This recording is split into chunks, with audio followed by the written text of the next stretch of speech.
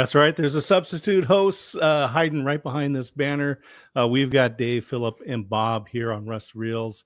Russ, as you know, is recovering from eye surgery. He's doing well, by the way. But we're going to run the show on his behalf today and talk about managing business projects. But none of this would be done without sponsors. So thank you to Kaiser Computer. You can go to kaisercomputer.com. There's just a ton of stuff going on with your computer, lots of threats. You can schedule a free consultation over at Kaiser Computer, kaisercomputer.com, and find out what you need to know. And Boulder Falls Inn. They're out in Lebanon, and I was out there recently for an event. It is a beautiful place, a great stopping off point if you're headed to adventure in the Cascade Mountains or you want to explore Oregon wine country. I can tell you that Boulder Falls Inn is the place to go. But with that, we are here for Russ Reels every Thursday afternoon at 4 p.m. right here on the Pacific Coast, and that makes it much later over on the East Coast, so 7-ish, right over there. Russ Reels Live, that's where we're at. Yeah. And make sure you subscribe on YouTube. Grow his YouTube channel. Here's an interesting deal. If you have more than 100 followers on your YouTube channel, you're in the top 10% of YouTubers out there. So go to russreels.live. And so with that, let's get into this show. Dave, Bob, Phillip, we're going to be talking project management. I'm going to put the banner back up just so we can see what we got here. How to best manage your business projects. And projects have a beginning, a middle, and an end. And there are some project management fundamentals that are out there. And with that, Dave, let's start with you and have you give a little overview about yourself and your involvement in projects. And then we're going to get into some more stories as we move through here. Yeah, I love it. Dave, thanks so much, Scott. Yeah, excited to be here with you and Bob and Phillip. These guys are all amazing, yourself included. So, yeah, looking forward to get into it. My name's Dave Crysler, and I own an operations consulting business, working with leaders in manufacturing and distribution, and really getting into kind of the meat of creating and optimizing systems. So as one may expect, we deal with our fair share of projects and, working through them, to your point, kind of not just kicking them off and closing them down, but really managing through the middle and what that means, and keeping everybody on, not just the same page, kind of apprised, but really making the best use of resources that are available, and staying adaptable. I'd say that's probably one of the key lessons of project management. Perfect. All right. Bob, let's go down to you there in the corner. Great. In your kind of your whole film noir thing going on there. Yeah, I got the dark colors. Maybe I should take my sweater off here. The Queen Bohemian Rhapsody kind of album cover. So thanks for having me. Glad to be here with these guys. Bob Feathers, I work for Bindable. I am the senior project manager. Bindable is a technology company, and we are in the InsurTech space. We're a SaaS provider, so we're helping provide our partners the technology necessary to do alternate distribution for P&C insurance products. But prior to this life, I spent over 30 years in the manufacturing world, and a good portion of that was involved in business system implementations. So to Dave's point too, when you're doing implementations and that project management, it's not just about the project itself. It's really about leveraging the product that whatever you're doing implementation wise. It's that continuous improvement. And it's that it never really ends. There's this whole sense of making sure that people love that product and treat it as if it's a part of your employee. And if nobody likes to talk to that employee, why would you hire that employee? So it really is kind of making sure that everyone's leveraging that tool and continuously looking at that tool and how to make that tool better and how to make their jobs better by using that tool. Nice. All right. Over to Phillip.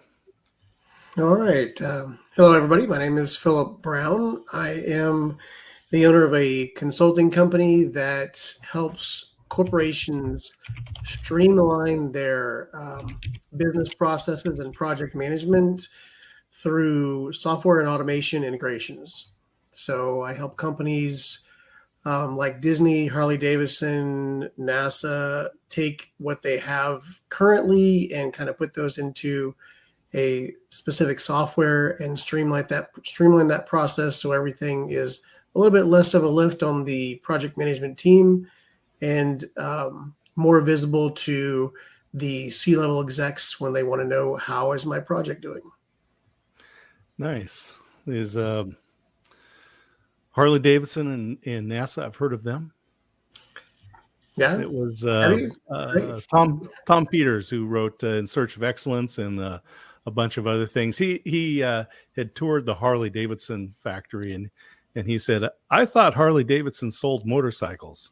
He said, what Harley Davidson sells is the opportunity for a 35-year-old accountant to put on his leather jacket, ride through a small town, and have people be afraid of him. Yep. It's all about the experience. I love that. All right. Well, let's go. So projects. Yeah, I'll tell you, everyone has projects. And I mentioned at the beginning, projects have a beginning, a middle, and an end. And people confuse projects and programs. Programs start and they're just like a ray, right? They have a point and they just go on for infinity until something happens. But projects should have a beginning, a middle, and an end. But let's talk about some of the other components of it so people can help identify what are the projects they're involved in, whether it's their personal life, their business, nonprofit organizations, volunteer. I mean, we're doing projects all the time. So who wants to kick this one off? But don't everybody jump in? Yeah, jump in at once. It was my dad when he went into graduate school. He was doing his MBA at night, and he goes into class, and they're all sitting there, and the professor comes in, signs his name on the board, Dr. Ronald Jones, and turns to the class and says, "Well, does anyone have any questions?" Nobody said anything, so he grabbed his coat and walked out and left. There you go. And came back the next week and same thing, writes his name, Dr. Ronald Jones. Anyone have any questions? No one says anything. Grabs his coat and he's about to walk out. Someone speaks up, and he said, "Hey, look, this is graduate school.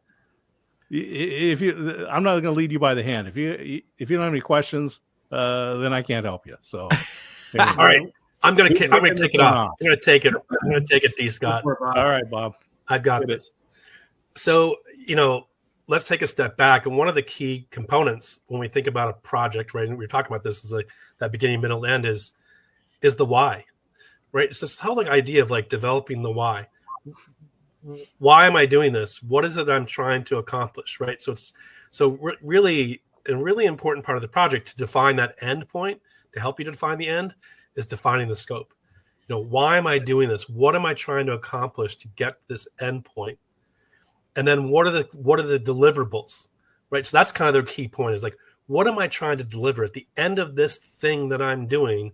Mm-hmm. What am I trying to deliver? And identifying those deliverables and saying, if I've, to reach success, when I feel I've made success, I've reached the end point, these are the things that I should be doing. So you're identifying those deliverables. But there's another really key component of this whole thing is what I'm not going to do.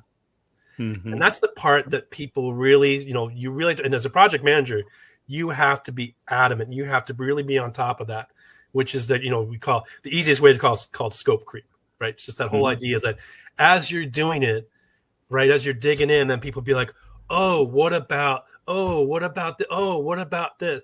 And so you have to start to temper those ideas, those what about this, and try to make sure you're going like saying, okay, that actually is a really valid point. We didn't think about that in discovery. We were trying to think about what we were trying to deliver. Maybe we missed that. Maybe we kind of missed that under discovery we're kind of figuring this out. And so maybe we say, yes, that's part. Do I need to adjust? Fine. Or that sounds like a great idea. I think that's interesting. But, the 80-20 rule, that's the 20. We can't worry about that right now. You call that, the dreaded, that's day 2. But you kind of put that in that's day 2. But the idea being is, I'm trying to deliver this. This is where I need to get to the end point. I want to deliver this. And there might be some other things I want to do to improve it, because there's never really an end to certain things, right? You want to kind of do improvement. You say, hey, look, that's a great idea. That's not critical to getting this to market or getting this to the team or getting this implemented or whatever you're trying to do. This is the core of what we need to do. This is a nice to have. You kind of like, maybe you scale it up and say, P1 is functional blocker. I need to make sure this happens. If I don't do this, then I fail. P2 is like, I've got to do this. There's like maybe a security reason, or maybe maybe there's a client needs something particular UI, something that's not great. And maybe it's a P3. It's like, that's nice to have, but we don't need to have it right now. So you put it over here. So again, keeping that kind of constraints or those ideas. So that's a key component. What I want to deliver to be successful and what I'm not going to do right now, and just making sure you're true to that, to kind of keep yourself moving so you don't keep going and the project's going forever and ever. I love it. We're going to jump over to Dave here in a moment because he had an example. Because there's these three components, right? The scope, schedule, and resources, what you're going to get done, when you're going to get it done by, and how much resources, how much money, people, and so forth can you put toward it. And conflict comes about when people don't understand which is the most important and which is flexible of those. So our friend Russ Hedge went in for eye surgery. Well, we hope that scope, that is the quality of the work, is the least flexible. And if it takes a little longer, the doctor can't say, my ride is here and, this is close enough. We got pretty good, right? I mean, there's some things. But if you're looking at scheduling for the Christmas Eve service at your church, you can't just say, well, that choir that we really wanted to have isn't going to be here, so we're just going to do Christmas Eve a week later, right?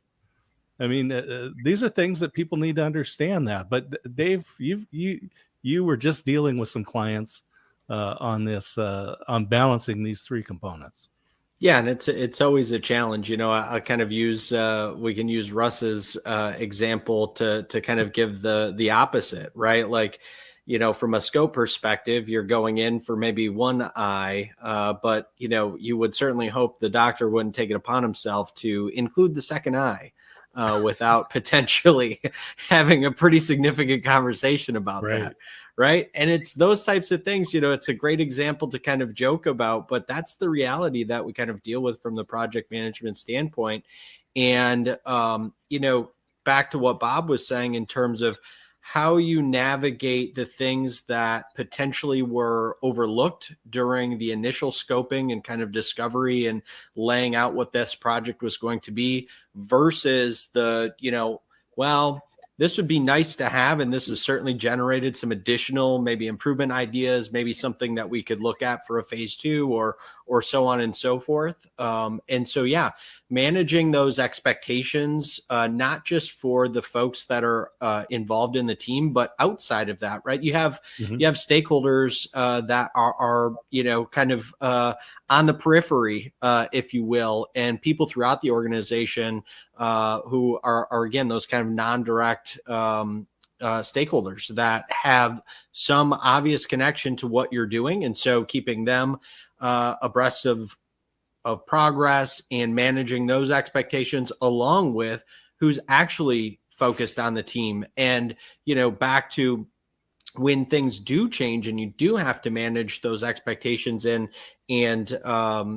alterations, let's call them, to kind of the original project plan, how do you pull in new resources, get them up to speed quickly, kind of keep the bounds around those folks, right? So project management really becomes, the core kind of element to keep everything moving and going and, Bob's point, juggling, right?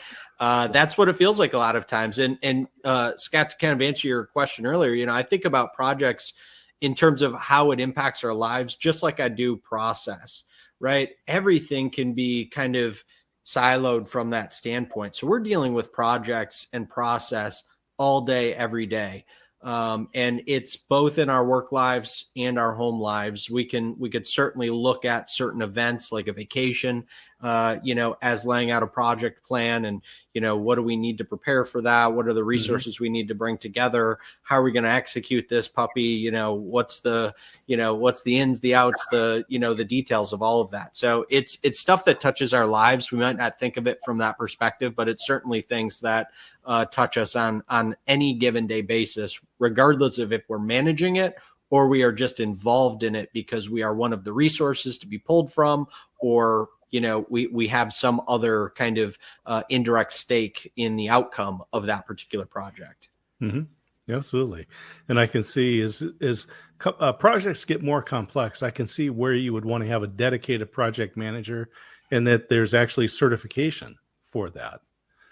Phillip, let's get your thoughts on this.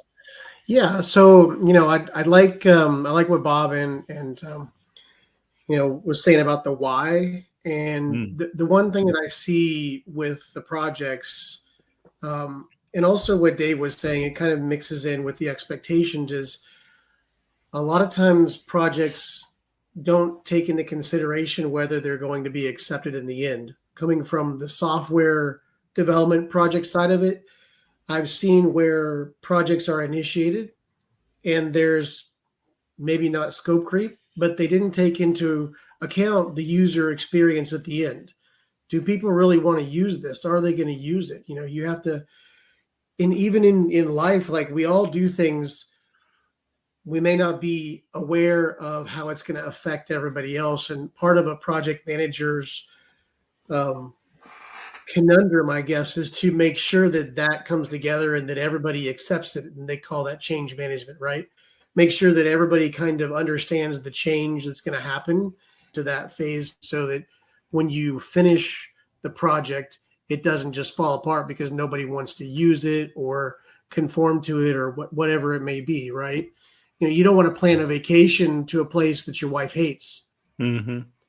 So, as long as you plan on staying married. With Russ, but there was a training video out a number of years ago called Kaizen Toast, and Kaizen, the continuous process. And the guy goes through and he's using how to make toast, because he goes, oh, it's a simple example, people understand it. He goes through the process, and of course he makes toast, and he calls out to his wife, and she's like, did you make raisin toast? And he just throws it in the garbage, right? Because it's just like, so Phillip, I love making sure that when you end, that it's something that is wanted. Otherwise, it was, what a great exercise. Now you're ready to actually do work. Yeah. I've seen too many companies throw away software when it's done because it just isn't used or it's outdated already. So, Well, I was just say to that point, Phillip, that one of the key points when you're thinking about why, if you're thinking about just software in general in that particular sense, you really have to think about that why is, what am I going to be in 5 years from now? Exactly. Like, what do I want to be? Because you cannot, if you're solving for today's problem, you've already failed. Yep. Because if it takes you, on average, any real implementation, large scale, takes 6 to 12 or 6 to 14 months, depending on what you're doing. So if you're solving for today's problem, 14 months from now you finished, you've already failed because you're already now 14 months behind of where your business is already gone. And so you really have to think about where you're going and what you want to be, or where you think, you have to have that kind of planning, because it is true, because you can essentially get the thing done and then everyone's like, well, that's great, but it's actually not effective for us now because now we're doing something else for whatever reason. So you really have to think about that. So that's really a critical component.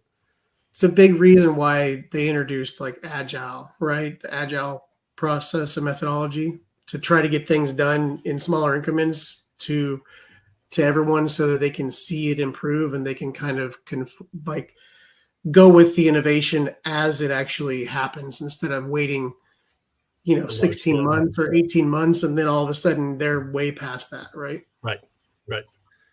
So we got Katie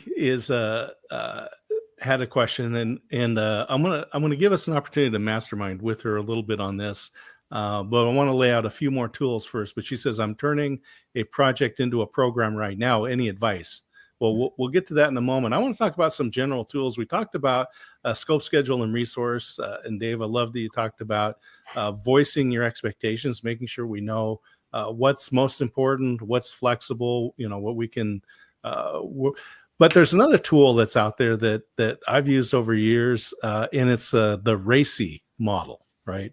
It's responsible, accountable, consulted, and informed. Yep. And basically what we're saying is within a project, there are people who have roles. And we should start with the A, actually, the accountable person. This is the person that you go to, that if it didn't go well, that's the person you're going to. But responsible, those are the people who actually do the things. Consulted, those are the people that you ask their opinions, but they don't get to make the decisions.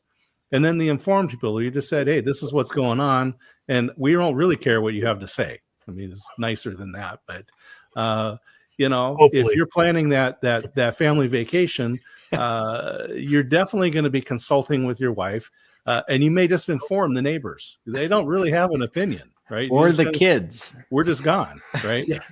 But let's talk about some of these tools that we can use in our lives as we're doing these projects. What do you guys turn to? Yeah, from my perspective, I don't get hung up on kind of the framework or methodology, but they're because they're all valuable kind of in their own way. What I find much more important is kind of the things I talk, concept retention, right? So whether you want to follow a very, kind of rigid methodology and kind of execute that to the T, at the end of the day, what we're really measuring is, the effectiveness of what we have done, right, collectively. And so, by taking those elements into account, that for me personally is kind of much more important, because I'm really seeking what the result of the project is, much more so than I'm focused on the specific, methodology or tool or execution method. But, specific to kind of, the methodology that you called out, it's all of the same things I just talked about in terms of, identifying who those stakeholders are, identifying who's doing the work, what resources are we pulling in, who just needs, communication and updates throughout. But again, to me being flexible throughout that process because of the inputs and truly outputs that are changing, right? And those could be business related, those could be people related, right? What happens if somebody key on the team has to leave the team? I've experienced that. Somebody that was, knee deep in integration, that was took a very active role on the team, that we kind of suddenly found out was no longer able to be a part of the project. You're talking about, and Bob, I thought you kind of laid it out great, right? Like, we're in a 9-month implementation, we're in month 7, and a key member of the team is no longer available. What does that do to the impact of delivery, of rolling out the rest of the training, the detailed documentation, all of the other pieces, right? So remaining flexible, has really that's probably the best lesson to pass along, and not just remaining flexible to kind of field every situation, but remaining flexible and having the ability, whomever is kind of managing the project, to say, this belongs with the project, this is going to impact the project, or this is something kind of external that we'll deal with at a later time. And that I've found, at least for me, has really only come through experience. That's very challenging to train somebody how to do in a very short manner. You can train people on methodologies and those things, but taking those inputs and impact and outputs and prioritizing and making decisions on is something that I think just takes practice. I was just going to put this up, Bill Bradford. I wanted to say hello as I'm walking into the Steelers game. Well, nice. You didn't have to say that, Bill. Come on. Had to be said. He's a Pittsburgh guy. Well, that's good stuff. Yeah. Some projects are very complicated. Some are very simple. Some you can manage with a checklist. Some of these other ones that you guys are talking about, very complicated. If you make a mistake, it can cost a lot of money. In some cases, it could sink the business, or at worst, cost lives. But what other things what other tools are you guys looking at? So I want to really key on what Dave said and take it one layer down, and really again talk about what he said, which is the methodology, right? And again, it's not that I'm not concerned about methodology. It's not that I don't believe in methodology. There's all these great things, but the people my team that works for me, because they're much younger, is what I'm trying to work with them in is the philosophy, right? To Dave's point, that's really hard. And again, I can give them the tools, and it's a shorter walk, right? They're smart people, and you kind of teach them Agile or Waterfall or all the things, or just whatever software. Maybe you're using Jira, or you're using We Have Rike, or Smart Sheets, or whatever you're using, right? There's tools and all that stuff to help you manage. But what I really try to impress upon them, and what I really teach them, and I really want them to focus on all the time, and they really are getting better at it, is people. You have to spend, as a project manager, most of your time, if you're doing it really well, is really learning the people of your organization, learning their rhythms, learning how they like to communicate, learning how, again, how they like to be communicated to. You really find out where their expertise lies, how they like to work, when they like to work, what their schedules are. Not to be that you have to be expert, like you have to sit there and manage their timeline, but you really have to have this understanding, because when you're managing the project, you have to kind of know, oh, that guy likes to be communicated. I like to give that guy stuff in the morning and then leave him alone. Or this guy likes to be talked to a lot. That guy likes to be pinged a lot. Or this guy likes to be pinged in the evening. You've just got to figure out what the rhythms are, or figure out also other things they're doing. Because don't forget, everyone typically, right, they're not doing one thing. They're doing multiple things at a company, right? You're working on this project, but you're working on your business as usual, right? Maybe you're doing tickets and you're doing, this kind of stuff, or there's defects, right? There's all this kind of work. You're not doing one thing. You're doing 5 or 10. There might be 10 things in your bucket, and how to prioritize those things. So you really got to know the rhythms of your team, because you're a facilitator. You are the conductor. Think of it as a conductor, right? You are out there and you're trying to make sure all the pieces fit. And again, I talked to them about knowing people's schedules too, right? I'll give just a specific example, but just kind of, I said to one of my team members, I said, okay, you need to schedule this meeting, and we need to schedule meetings way in advance, because our calendars get filled really quickly. So we as project managers know when things need to happen. So you go 2-3 weeks out. And I said to him, you need to schedule this meeting with these are the people you need to have in there. And I want you to schedule it here. But I'm going to tell you why exactly. I'm going to teach you why I want you to schedule it here. Because this person that's going to come to this meeting is doing regression testing this week. That's when we're doing our software, software life cycle. So they're doing regression testing. And then the other person on that team is going to be the next 3 days. They're going to be doing the product release. So you want to do it the day after. And it's okay, because that's 2 weeks from now. But because if you sent any one of those 2 or 3 or 4 people an invitation to a meeting during that time frame, they will hate you. And you don't want them to hate you, right? Right. You're the facilitator. You want them to work for you. You want to figure out how to get the most out of those people all the time. So again, methodology, tools, all this stuff, that's awesome. But really spend the time. So David said, it does take experience, but I can work with my people to give them a little bit of that. I try to give them the secret sauce, right? Early on, I'm like, oh, you got to just live it. It's like, no, I can tell you why. I'm telling you exactly why you need to do this. And then they start to internalize it. And I'm like, listen to people's speech patterns when they talk. Listen to who's in the meeting, who talks and who doesn't talk. Like really pay attention, and pay attention when you slack that person in the morning. Are they like, are they slacking you back immediately? So again, you're the facilitator. So really learn about your team, because that will go a really long way into that implementation, into that project, to really get the most out of those people and figure out who the players are, and again, their rhythms. So that's a real key beyond all the stuff that we do all mechanically all the day long. Yeah, meetings. It was a friend of mine said that his version of hell would be that he's in a project meeting, and it's just getting ready to break up, but someone asks a question that only applies to them, but no one can leave until that question gets answered.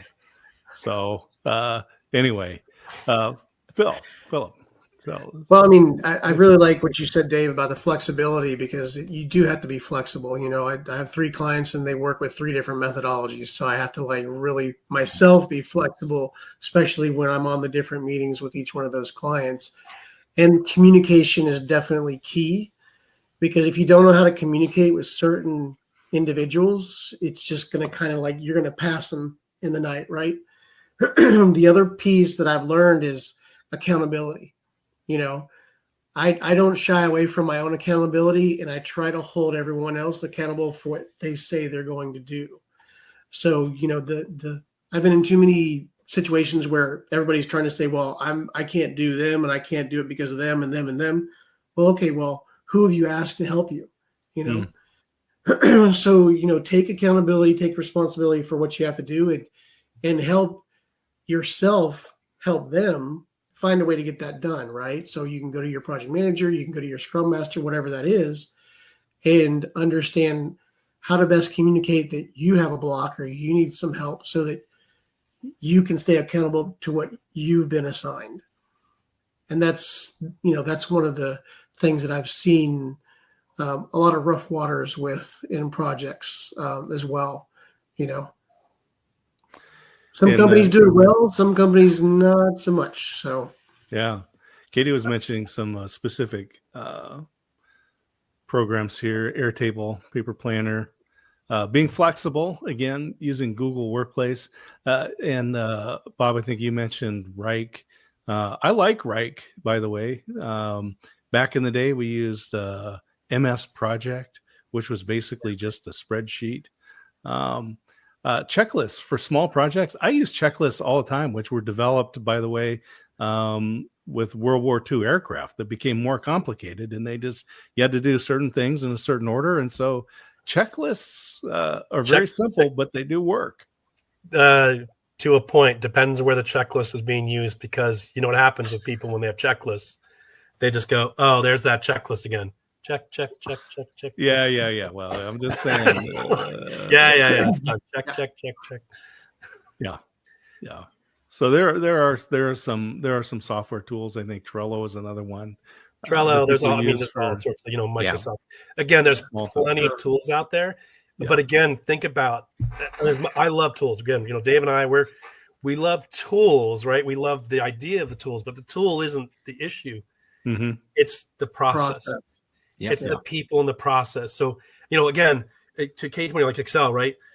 I did one thing, you know, for an ERP system. The one of the ways I tested it out was I just built a simple Excel model.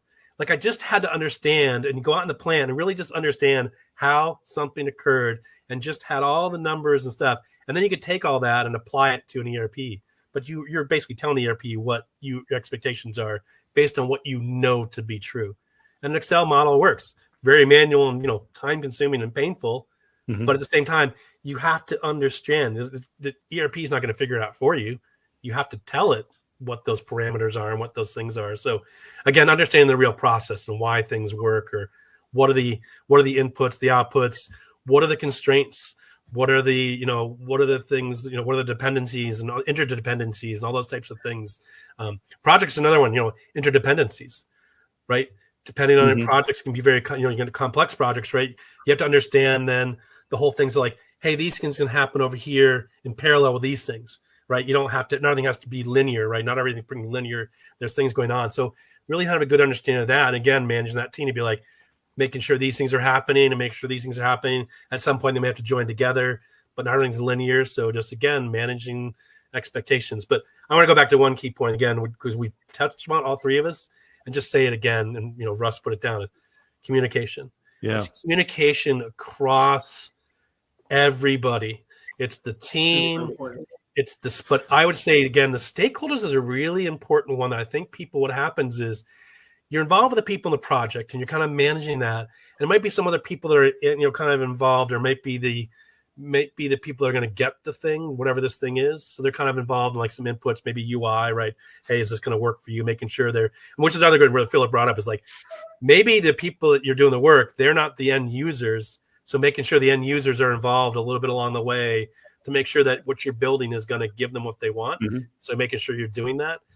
But I tell you what, those stakeholders, you got to kind of keep them informed, because they will, if you don't talk to them on a regular basis, they'll be like, they'll just think whatever you might have said. The date was April 30th, and you told them 10 times that the date's changed to June 30th, but they never hear you. And then you come to that meeting, all of a sudden they're like, what do you mean it's June 30th? They're like April 29th. They're like, okay, so we ready tomorrow? You're like, no, I've told you 10 times. Like, oh, well, I wasn't really listening then. So you almost have to over communicate and really make sure that you're telling those stakeholders expectations. Here's where we are. Here's where we're going. Here's what changes we had to make. And here's why we made those changes. That's another thing we do a lot of. We do a lot of this. Here's where we are. Here's what's going on. Here's where we're going. Here's our roadblocks. Or not just say and what we're trying to do is not say here's the things that are in our way.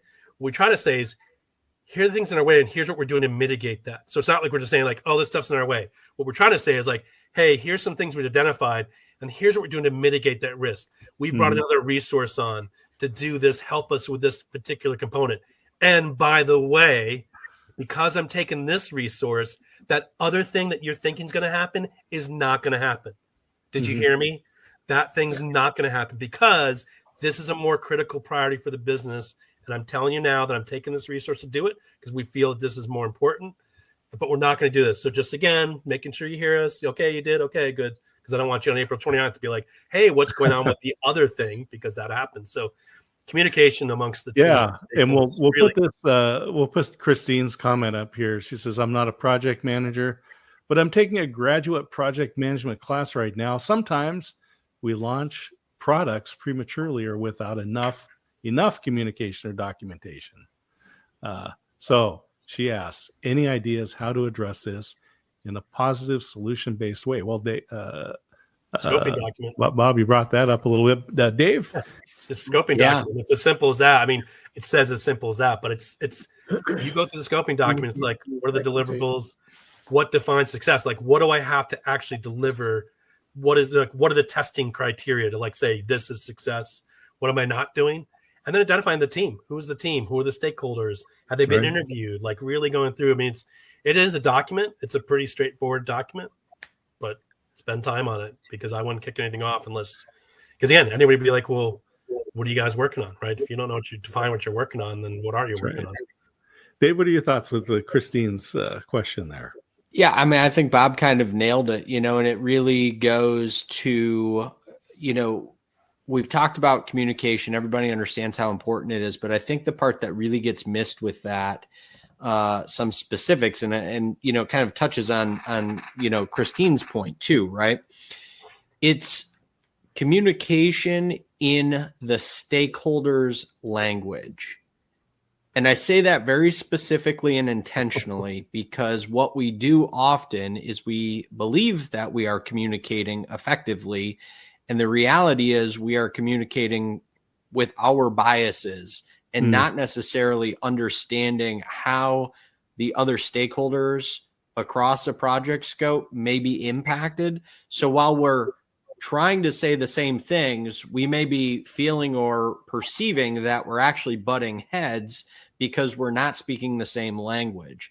And so what does that create, right? Missed expectations, delays in projects, potential scope creep, right? All of these other issues because we're not speaking the same language. So getting back to what Bob was saying in terms of, and Christine's kind of, question, but how do you avoid this, right? You have more conversation, but it's not just conversation to be communicating. It's effective conversation. It is understanding how each one of the stakeholders' roles, job, let's say, will be impacted by this potential project. So, and, that's speaking more on an implementation style project. Obviously, there are other types of projects that people will be involved in, but I'd say that's probably the best way to think about effective communication is really diving into that other stakeholder or multiple stakeholders to understand, are we talking about the same thing here? Are we speaking the same language?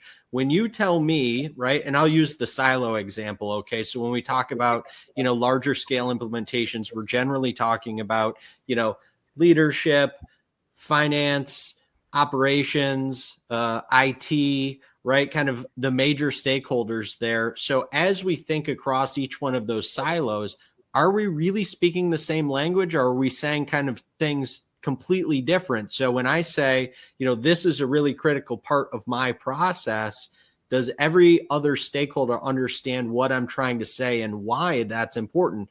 And, I'll use an example in terms of like a larger scale implementation, right? If finance, let's say, says, hey, we can't change this process, and the rest of the stakeholders in the team look at that and say, well, finance is being inflexible. Like, not that finance is never inflexible, right?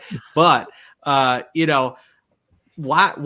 can't they just get on board with us needing to do it this other way? The reality of it is, or the reality could be, that finance isn't saying that. They're just saying the way all of our other processes are set up, this change you're recommending is going to impact that. So if we plan to change all of these other processes along with this process, okay. But nobody had that conversation until we dug into that next layer down to understand what are they really trying to say by giving some pushback. So that's my, kind of answer to Christine's question, but, really trying to dive into that. What is communication, right? Because we all know we're supposed to communicate effectively, but how do we actually do that in a situation like a project management, or a larger scale implementation? Mm-hmm. I'll add one quick thing just because I know we have Phillip some time. Others just like visual. Some people are visual and some people are words. So even just presentation wise, right? Sometimes it's a bunch of words, but maybe it's like, do the worst first, or here's the key things I like, almost like, here's the 5 things I want you to understand, and put those first. And everything else might be like more detailed stuff that not everyone needs to know. Or as simple as, an Envision or, Microsoft or whatever, just a graph showing this is this part of the project, this is this part, this is this part, here's the timeline, these are happening in parallel, these are linear, whatever, just that graphical representation, because some people are visual learners, right? And kind of understanding your audience, where sometimes maybe they're not hearing the words, but just showing them a timeline of like, here's where we are, here's where we're going, here's the stuff that makes this stuff up, with red lines, green lines, maybe like red is behind with a date, whatever. But just kind of, it's like very, very visual representation. Yeah. Sometimes just a visual representation will really help to bring something home, because sometimes words can be very hard. Even if you're trying to be clear, some people just don't hear it, right? So again, kind of knowing your audience. So sorry, Phillip. Yeah, no, I love that. And you guys both talked on communication and how to communicate with people. And I always think of three styles of communication when I'm talking with someone. Everybody relates to either pictures, sounds, or feelings, right? So you understand, are you a visual person? Are you someone who likes the words? Or are you kind of a feelings person? You have to have emotions attached to it. And if you understand how they relate to one of those or all of those 3 things, you can better communicate with them and kind of get a point across. The other thing with her question was, if it's a time to market issue, then perhaps there's a way to define a minimum viable product, right? What is the least amount that we can do to satisfy what you need, and then build on it afterwards? And that's kind of the other thing that I would suggest there. But yeah, we all keep coming back to communication, right? So communication that's is not very easy. Trying to come up with a minimum viable product, because what's minimum to me, is, and this is where you have to get involved in that product market fit, right? Where you're actually communicating with those end users. And we've talked about this. Now we've got a great brain trust here in this room, and I do want to help Katie out and talk about how you take a project and move it into a program. And I'll get your thoughts on that. But first of all, I just want to get some anecdotes. Give us some stories that you guys have seen, the good, the bad, and the ugly in these projects. I'll give you the ugly because it's good, right? That's the easiest one, Bob. The easiest to remember. Well, I can give you lots of good ones because I got those. But anyway, I'll give you the ugly because this was new to me, right? I came from manufacturing, like I said, for 30 years, and was used to a certain side of implementation, right? Where I was doing. So this was a different side where I'm coming now to the software side. It's our software. We're building the software, right? We're building this tool. And so I wasn't really used to that. It was a very different process. And I was kind of came in as like, hey, you're going to help us project manage. We don't have any project management. So you're going to help us with that, help us with the process. But we had a really big blank slate, and I wasn't used to scoping and all these types of things. So I kind of worked with a team, and it was one of those things where we just kind of had this like, hey, go do this thing. And we started to kind of do this thing, but I didn't have the resources. And so we're kind of 3 months in, we're talking about the thing. And, 3 months in, like, how's the thing going? I'm like, we're here. We're still trying to figure out what we're doing, but I still don't have the team yet. And meanwhile, the CEO has already told the customer, like, we're going to have this thing done by the end of the year. Right. So as the year's kind of progressing, I don't actually get this team of real developers in earnest until the end of July, August. So then we start to really go, hey, what are we doing here? And I started to say to them, we're going to rebuild this thing from scratch, pretend it doesn't exist today. What do you want to do? And we really challenged them. But by doing so, we really were like, let's start building. So then by October, by September, we're starting to like build, but we're nowhere close. So as the years kind of progressing, like, how's it going? We're like, I don't know. So anyway, it took us that whole year, and think about it, the first 3 months is like me just starting there and kind of figuring stuff. The next 3 months is like trying to get a team together. And then the last 3 months of the year was like just actually trying to build and kind of understand what we were trying to do. It wasn't until the first half of the second year. Anyway, fast forward, they're kind of going, why don't we have this thing? We're supposed to have this thing. We kept moving, the line kept moving until finally the chief product officer came in, and we kind of came in and started to really identify what we're trying to accomplish and what that line was. What is the minimum viable product? What do we need to get to? And one of the key components was getting to a workable model where I could pull the guys, the developers out and say, we're going to start alpha testing. I'm going to give it to some people in our company because I need them to start looking at this thing, because you guys have been staring at this now for 8 months and you're going to go insane because you're going to try to find every little thing. I said, take a break. But I made sure they were alpha testers, not beta testers. And I say that very clearly because there's some people in my company, I didn't want to make the developers cry.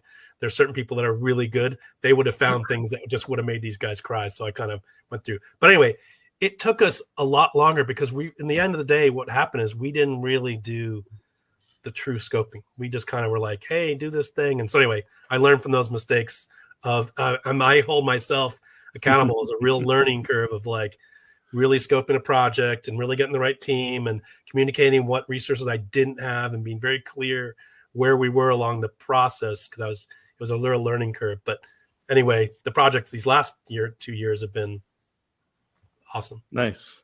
Phillip. Oh, well, I was going to go with bad, but since Bob already took it, I won't tell you about the knockdown, drag out fight in the conference room. But the good is, I guess, there's a sense of euphoria when you take a facility that has 100 engineers that each do their own thing and have an Access database or an Excel spreadsheet for every project that they want to manage. And you kind of combine all that together and you understand one specific process that everyone is supposed to follow. And then you put that together into one system, one specific software that manages all of it. Right. And it doesn't have to be a specific, like, I'm not going to name a software, but basically, I brought all these databases, Excel, Access, all that together. And the one thing that I noticed is once the engineers saw what the other engineers were doing, the productivity went up and collaboration increased because they were all siloed in their specific duties that they wanted to do. And instead of communicating and collaborating, they were busy making their Excel spreadsheets and updating them to send the reports that they needed to send up to management, right? It got a lot easier when they collaborated and they can like put everything together and send a portfolio report up to management. And then management was happier, of course, because they had everything in one spot instead of getting an email from 100 different engineers on what their status was on their 4 or 5 projects that they were working on. So that's probably that's the best story that I have, where you really need to streamline your processes and have some kind of something manage it right, so that you can give that holistic look over what your whole portfolio programs and projects are. Nice, David. Yeah, I think I'll go against the grain and share a good one as well. So the bad ones and the ugly ones seem to be easier to pick on. But when I think back on all of the different projects, one of the biggest projects that I worked on was a facility relocation, and again, kind of getting back to the early question that you had, Scott, in terms of how do projects kind of come to be, and what are they all about? And, some may think of a facility relocation as, not necessarily a project, but it has all of the same elements, right? We have a goal of moving from one location to the other. We have, so it was very easy to kind of define the scope. We've got to take all of this, 100 and some odd thousand square feet of equipment and move it to another, set of square feet. We've got all of the resources that we need to pull from. So we've got to plan for not just the internal work, right? So how do we wind down one facility in terms of, incoming customer load, actual production, right? So you think through all of those key components. Then we have all of the physicality of an actual move, right? How do we prep the new site? Electrical, pneumatics, foundation work. How do we prep for all that? How do we plan and put all of those pieces into play to be able to accept and receive, the different loads that needed to be scheduled, and how many different truckloads? Do we need flatbeds? Do we need, closed trailers? So putting together a project of that magnitude with, a very tight timeline was probably one of the coolest things that I saw come together in terms of being able to not just plan, but to execute against that project plan, and to be taking things both, from a flexibility standpoint, because I touched on that, a communication, standpoint, and not just, keeping, stakeholders kind of apprised and kind of engaged, but also those indirect folks that we're helping to either support or to receive. So, the point of that particular story is just, you can apply these principles very broadly to nearly anything you kind of run up against in the business world and or your personal life. And, the vacation was a great example, I thought. But, this is equally the same. It's not just software implementation that we need to talk about project management with. And it's not just manufacturing. It's, this touches all industries, all size companies, kind of every type of thing that you could look at in terms of, these types of initiatives. You could really put a project plan around. And I think it's valuable for people to learn these skills because I do think it makes you, a more informed and kind of impactful leader. Even if you're not necessarily at, that kind of title, if you will, right? You can be a leader and be a part of a team and not have people that report to you and all of those things, right? I think all of these fundamentals make you a very well-rounded, contributor in an organization, regardless of kind of title and where you happen to fall on the org chart. Well, Dave, while you've got the floor, and we're going to wind this down, we'll go to you, Phillip, and then Bob. Give some advice to Katie here about turning a project into a program, and then tell people how they can get a hold of you, Dave. Yeah. Well, I'd love to find out a little bit more detail about that. So, from a high level, the fundamentals are really the same. Thinking about, why are we doing what we're doing? What are the resources that we need to be able to land that plane? And how are we going to maintain it? Right? How are we going to communicate? How are we going to maintain? Is this something that we need to continually improve and look at it from that standpoint? So if there are different iterations or points, kind of success points, if you will, milestones, what have you, how are we going to look at all of those and kind of evaluate that to continue moving forward? when is good enough, right? So depending on what we're really talking about, maybe it should still be a project, right? I don't know. There's all kinds of considerations with that, but Katie, you know where to find me. I'm always happy and how do we get a hold conversation. You can find me on LinkedIn. I'm pretty active there. I'm also on Twitter a fair bit, and you can always find me on our website as well. I love how we still call it Twitter. Phillip. Well, I think Dave said it the best. You really got to look at what the reasoning is behind wanting to move it from a project to a program, because there are so many similarities when you go from that project to a program. And I know sometimes programs will consist of multiple projects, but you can also have projects that have sub projects, right? So it's kind of a hard one to tell without a lot of details. But yeah, I don't have any additional really to add. I think Dave did a really good job. We'll bring Katie in sometime. Yeah, I mean, and feel free to reach out to me as well on LinkedIn. And how might we do that? Oh, through LinkedIn and through LinkedIn, through my websites, which is bluepitt.com, BLUPITT.com, and I'd be happy to help anyone. Fabulous, Mr. Bob Feathers.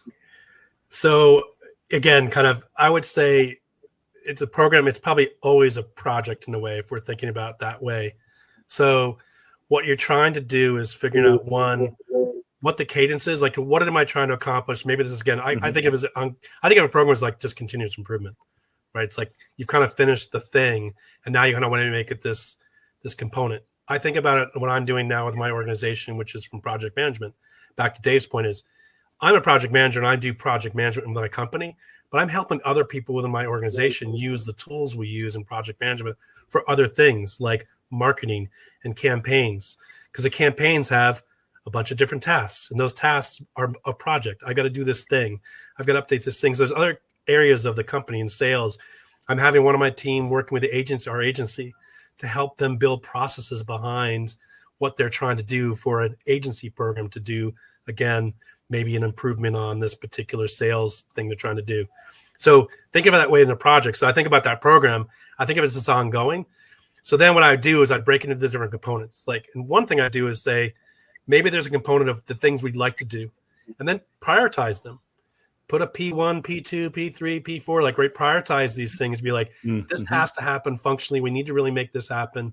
P2 is like, there's UI or some kind of defect, something that's like, I can get through the thing I want to do, but it needs to be improved. 3 is like, that's nice to have. P4 is like, worth a discussion. P5 is like, just short of, going out the door. But maybe try to prioritize the things you want to accomplish. Then maybe there's things like in a defect world, right? Things that are coming on that people come and say, hey, this thing that your program's not working. How do I fix this, right? And start to divide these things in, have a team that's kind of looking at them, and have a normal cadence to just kind of continue the program, because the program is this ongoing. So you just kind of make sure you're always nurturing it and feeding it and talking about it and helping people with it and leveraging it and training people, whatever it is, that program. So it's kind of an ongoing. So in a way, it's an ongoing project. How do people get a hold of you, Bob? I'm here on LinkedIn. And if you want to see what I cook, you can go to Instagram and see some fun. Well, there you go. All right.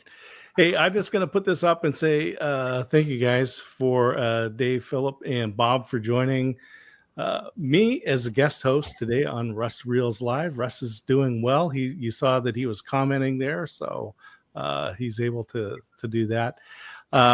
Thank you all for joining us today, and thank you to the sponsors, to Kaiser Computer and Boulder Falls Inn for sponsoring Russ Reels today. And stay in touch. I'm going to wind this one down. Guys, if you can hang out in the blue room or green room or whatever color room it is we're going to send you to, thank you so much.